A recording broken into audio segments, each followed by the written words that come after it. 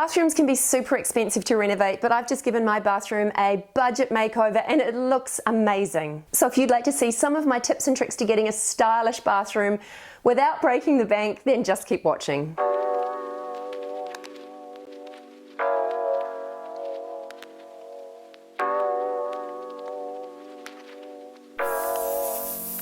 Hi, I'm Leonie and welcome back to my channel. Today I've partnered with Bunnings, who have kindly gifted me some of the products that I've used to completely make over my bathroom. So the plan was to turn my drab, old, out-of-date bathroom into something that was stylish and modern and fresh and bright and just a cool place to be. Before I get started on this project, I need to show you guys my bathroom in all of its pre-makeover glory. So check this out.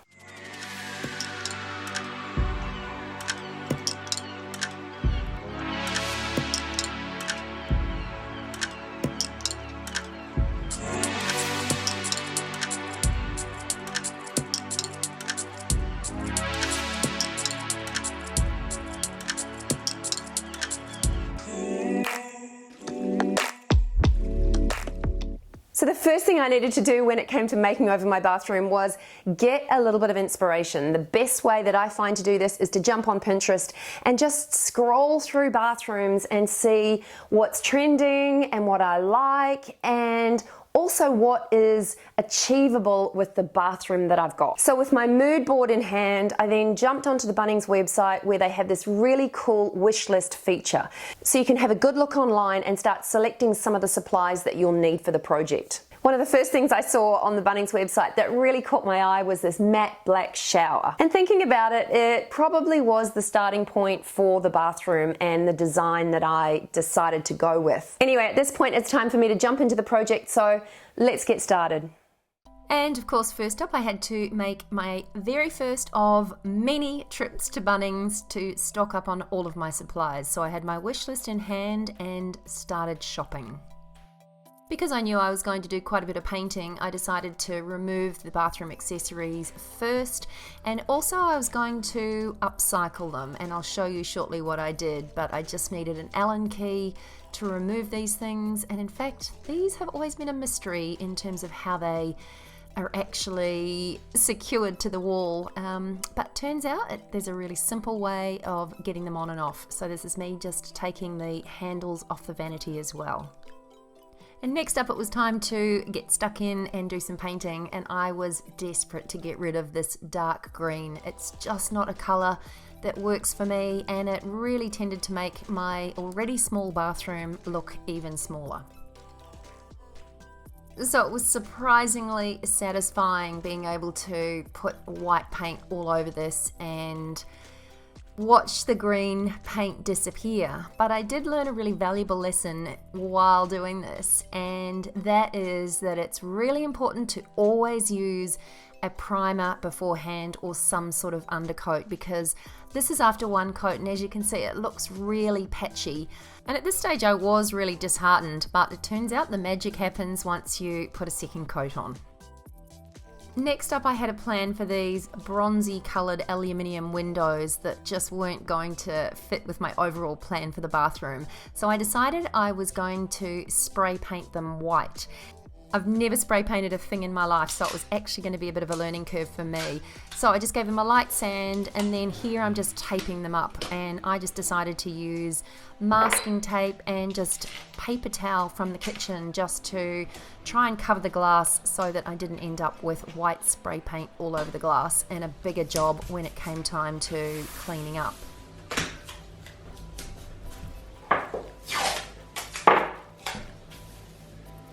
I also found it handy to use these boxes that were left over from the move, and I just used those to sort of stop the overspray getting onto the windowsill and the tiles and the floor. And then I just went crazy spray painting. This part was surprisingly satisfying, peeling back that tape and seeing that it actually worked and I had a nice clean edge.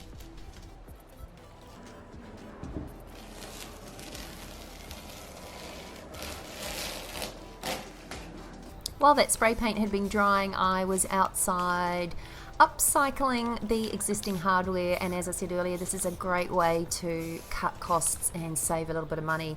So this is just a can of Rust-Oleum matte black spray paint, and the process was really simple. I think the key is just to make sure that you are fairly light-handed and don't try and put too much paint on in the first coat, because you can always go back within an hour and give them a light second coat. And then it was time to call in the experts, and I'm so pleased I did, because I had toyed with the idea of changing out the tapware on my own, but I'm so pleased I didn't, because the plumber found a whole lot of problems which I would have had no clue what to do about. A part of the bracket had completely rusted behind the original shower, and you really did need to know what you were doing to change that out. Plus the hole here was too big to replace it with the small black mixer tap, so I ended up having to upcycle the existing mixer. So luckily I had plenty of spray paint left over, and I just gave this a little bit of a light sand because it had a whole lot of hard water that was just making the surface really uneven. So I sanded that off and then took everything outside. And yes, this is an Apple, and I decided to use it to put the screws in it because I couldn't work out how else I was going to spray paint the tip of the screws. So this worked out really fine.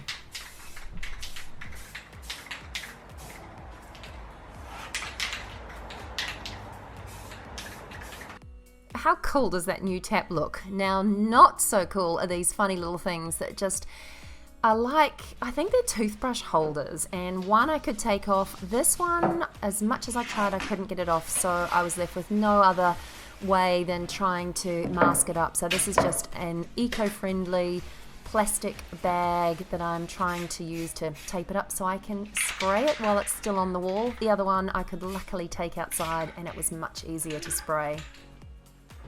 I even pushed the boat right out and spray painted my heated towel rail, and the results were amazing. So sometimes you just have to think a little bit outside the square when it comes to cutting costs. Now, I hadn't seen this done before, but I found this Rust-Oleum high heat matte black spray paint, and I thought if it is going to be good enough and durable enough to be used on barbecues, then it surely would work on my heated towel rail as well. One of the worst jobs for me is masking up an area before I paint it. So I did a little bit of masking, and then I used these big sheets of cardboard and just used those behind where I was spraying. I also had a big sheet on the floor so that it would catch all the overspray and not spray the tiles. The towel rail turned out brilliantly. I was super happy with it. And then it was time to start prepping the tiles because retiling wasn't in my budget, so I decided that I would repaint all of the tiles. First step in this process is making sure that there is no mold anywhere on the tiles, because if there is, the paint product just won't stick. So prep becomes really important here. So I'm just spraying a mold killer, and then I started scrubbing basically, and as you can see here, I was scrubbing into the night and just making sure that I scrubbed every bit of the grout to remove all of the mold and any dirt.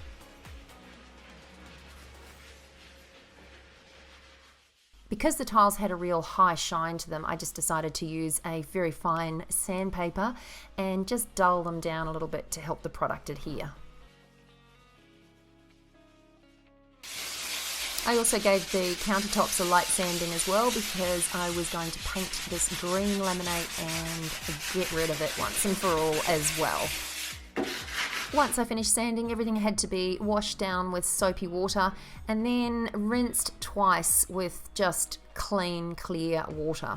It's really important just to get the surfaces really clean and dry before you start. And when it came to removing the silicone behind my vanity, I was gouging away with scissors and all sorts of things to try and get that silicone out. Turns out there's a really cheap and easy way of doing this. There's a simple tool that just removes that silicone. I would have saved myself a whole lot of grief if I just got the right tool for the job. So make sure you ask the experts, and chances are there will be the right tool for the job. You just have to ask. So this is the first step in the Dulux Renovation range, and as I mentioned, it's a 3-step process, and this is the primer. So basically it comes with this little tube of activator that sits in the lid. You mix that with the product, and then you do need to give it a really good stir for sort of 3 to 5 minutes. And apparently it's really important that you don't cut corners when it comes to mixing it and stirring it for the desired amount of time. And then it was just cracking on with starting the priming process. I did find this a little tricky because it was clear, so you really had to make sure that you had a good look to see that you'd covered every surface. And then the next step, once the primer had dried, was getting the tile and laminate paint and starting the painting process. This was super exciting because it was when I could really start to see the bathroom coming to life and transforming before my eyes. It's worth noting here too that, again, a little bit like the paint on the walls, the magic really does happen when you add subsequent coats. So that first coat did look a little bit patchy when it dried down, but it's not worth stressing about because once you add a second, and in my case on the green laminate bench tops, a third coat, it really did just make a huge difference. Because, as I said earlier, I don't really enjoy masking, I decided to use the same colour on the tiles and also on the laminate bench top, and this just made the process a whole lot easier. This painting process did actually take longer than I expected because I used a small brush just to firstly paint the grout areas and then a small roller to roll in between. And it was a slightly fiddly process, but once you get started on the roller, it all seems to pull together really quickly.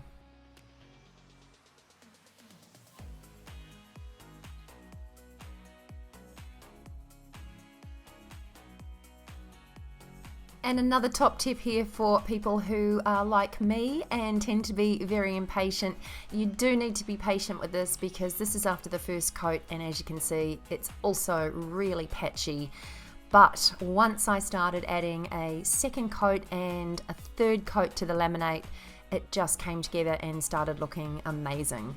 Now this is the third step in the renovation range process, and that's adding a clear coat, which basically just sort of seals everything and gives it a little bit of a sheen and makes it far more hard wearing. And then I just added some silicone back between the vanity and the tiles, something I've never done before. And another thing I have absolutely never done before is hang shelves. Now I had my heart set on these really cool floating shelves from Bunnings, so decided to buy myself a drill, which is the first time I've ever owned a drill, a stud finder and a measure, and attempt to put these floating shelves up.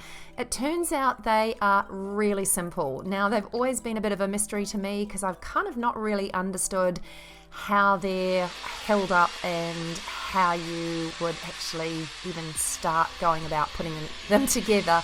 But the instructions were really easy, and if I can do it, anyone can do it. And I've got to say, having a drill and being able to use it and putting something like this up was just such a great feeling of satisfaction. And they were actually level and straight, and even my teenage sons couldn't quite believe that I'd done this. And then the final step in the process was restoring the stained and watermarked glass on the shower screen, and this is the product that I've used before. I know that it works a treat, and you just attach this little pad thing to your drill and use the product supplied, and you end up with beautiful crystal clear shower glass. Because the colour palette of my bathroom was simple, I wanted to keep the styling pretty simple, minimal, and clean and uncluttered as well. So this is what I did.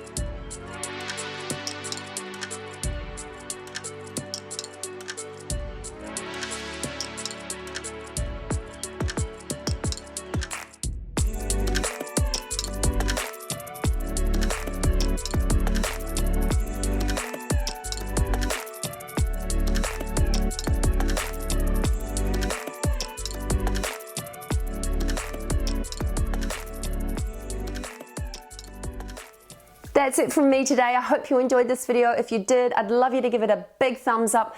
Don't forget to subscribe to my channel for more. And in the meantime, stay safe and I'll catch you in the next one. Bye for now. I won't make it easy for you now. You got 2 minutes of my time, and I don't really break too easily, but I'm worth it, 'cause I'll slip into your dreams tonight. Oh.